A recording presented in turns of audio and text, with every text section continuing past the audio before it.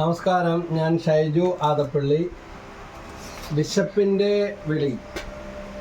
പുതുവർഷമായാലും പഴയ വർഷമായാലും ബിഷപ്പിന് ഒരു പരിഹാരം എന്താണ്? ഭക്ഷണം തന്നെ വേണം.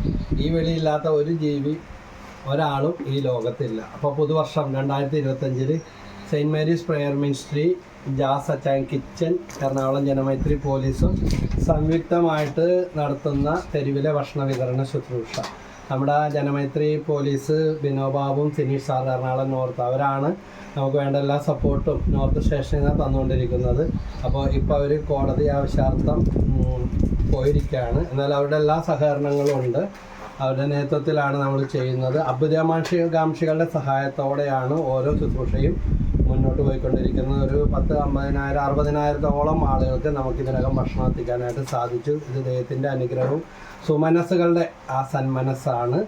അപ്പോൾ ഇന്ന് ഈ ഭക്ഷണപ്പൊതികളായിട്ട് ഞങ്ങൾ ഇറങ്ങിയാണ്. സഹായിച്ചവരെയും അനുവിനിൽ പ്രവർത്തിച്ച ഓരോ കാര്യങ്ങളെയും അവരുടെ നിയമങ്ങളെയും ദൈവം സമൃദ്ധമായിട്ട് അനുഗ്രഹിക്കട്ടെ. നന്ദി, നമസ്കാരം.